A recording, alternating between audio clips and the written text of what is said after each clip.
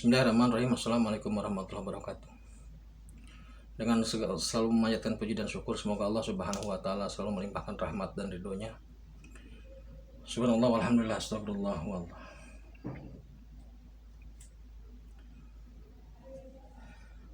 Kembali saya akan menyampaikan perjalanan SP hari ini sekarang terkait dengan Sultan Hadiwijaya atau Joko Tingkir Mas Karebet. Jadi Joko Tingkir ini merupakan orang yang diasuh lah, maksudnya dikawal, dibina, dibimbing oleh Sunan Kali.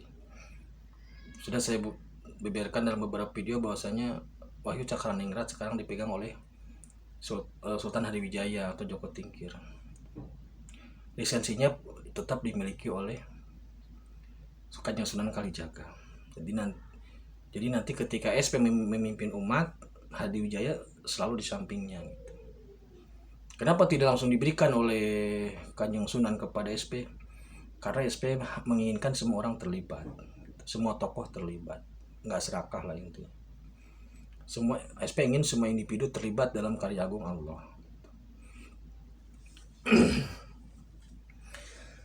Nah, dari Sultan Hadiwijaya SP mendapatkan ilmu begini.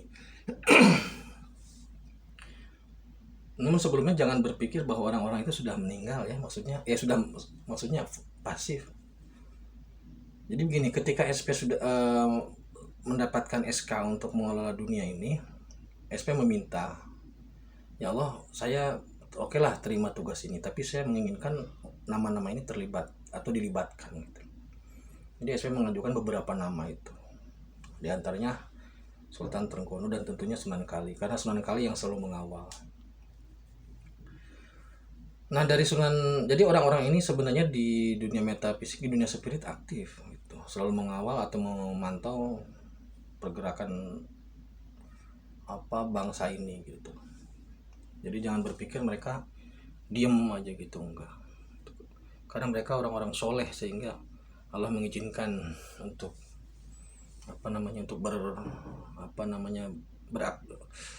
berkontribusi.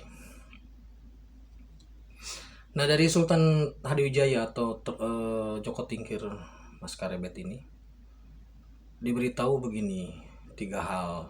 Jadi dalam mengolah pemerintahan itu setidaknya ada tiga versi, bukan 3 versi, tiga modal. Yang pertama, teokrasi. Teokrasi itu suatu pemerintahan yang diatur secara mutlak oleh wahyu. Keuntungan dari teokrasi itu kebenaran yang diambil oleh pemimpinnya, keputusan yang diambil oleh pemimpinnya itu mutlak benarnya. Nah, pemerintahan model teokrasi ini terjadi pada zaman Nabi Sulaiman dan Nabi Muhammad, Nabi Daud, termasuk pada zaman Nabi Yusuf ketika dia Perdana Menteri. Jadi teokrasi ini ketika pemimpin mengambil kebijakan itu mutlak benarnya gitu, karena dibimbing oleh wahyu. Nah, yang kedua, model monarki atau model kerajaan. Kelebihan dari monarki ini karena model kerajaan, karena raja itu dia memiliki kekuasaan absolut. Kalau kata dia hitam, kalau dia putih. Jadi kelebihannya ketika sang raja ini mengambil keputusan, maka keputusannya itu akan cepat gitu loh. Cepat karena sabda raja kan harus cepat. Nah, kekurangannya adalah ketika ternyata raja ini bukanlah raja seperti yang diinginkan oleh masyarakat. Karena banyak dalam sejarah atau mungkin dalam situasi saat ini, raja itu mungkin ya ada yang tidak peduli terhadap rakyatnya. Mungkin karena seperti kasus satu negara lah yang dalam situasi pandemi rajanya malah jalan-jalan, kan ada tuh, saya nggak sebut negara mana lah. Nah, ketika rajanya berlaku tidak adil atau mencederai hati nurani rakyatnya, maka rakyat juga bingung, dalam artian mau demo juga ini raja. Tapi akhirnya ya dalam situasi saat ini ada juga tuh yang demo tuh kan, mendemo rajanya itu. Ya kalau rakyat sudah demo sama raja berarti raja itu sudah kehilangan wibawa. Jadi kelemahan dari sistem kerajaan itu adalah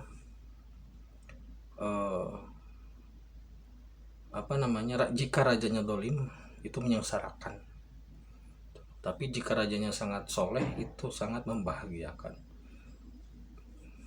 Bahayanya sama lah gitu. Yang ketiga model demokrasi.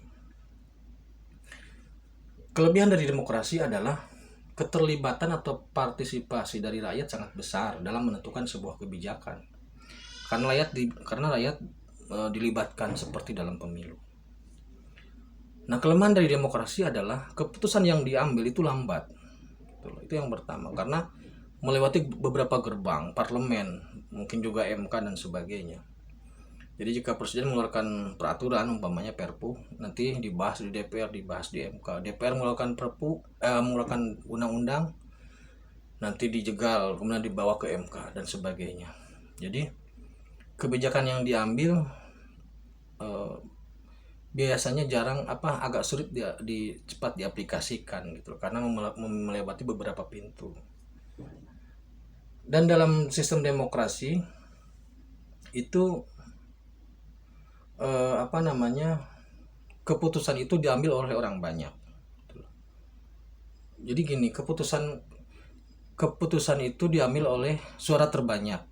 Walaupun dalam asas yang pertama adalah musyawarah mufakat, namun jika tidak terjadi mufakat, maka biasanya diambil suara terbanyak.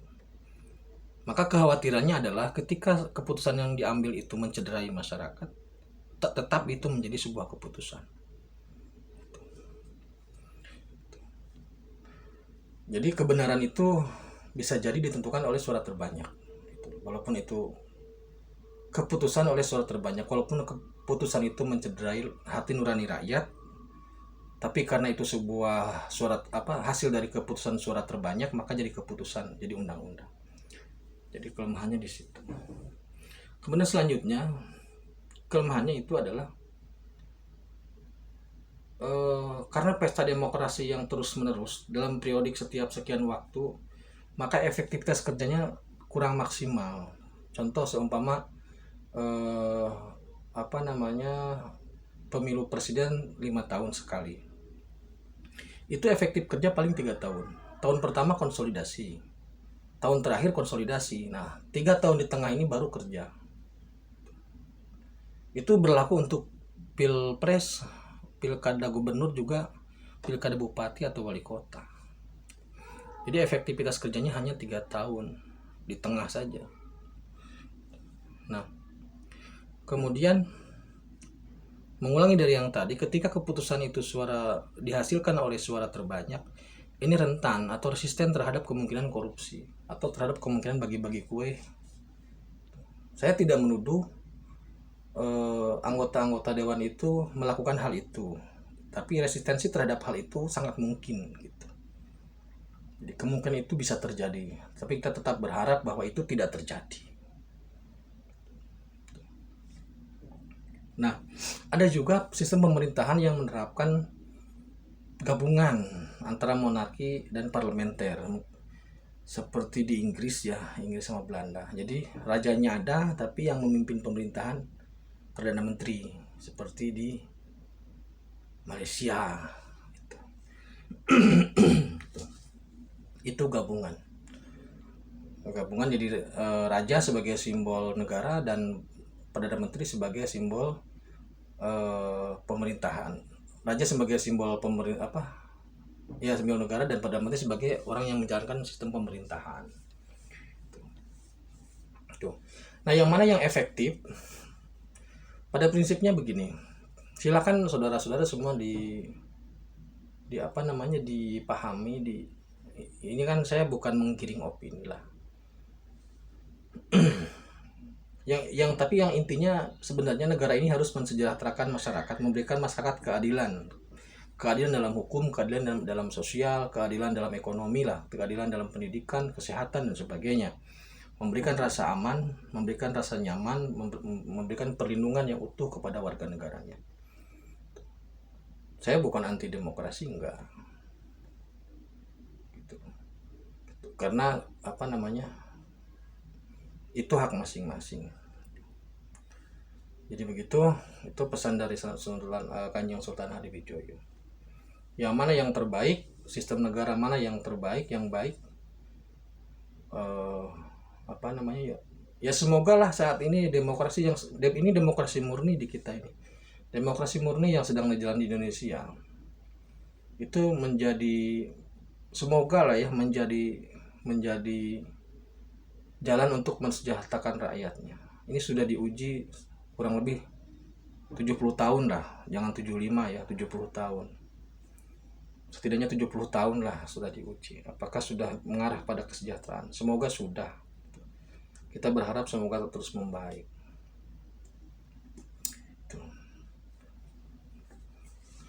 Itu ya yang bisa saya sampaikan terkait dengan sistem kenegaraan. Ini real ada di berbagai negara dan menjadi pengetahuan kita bersama.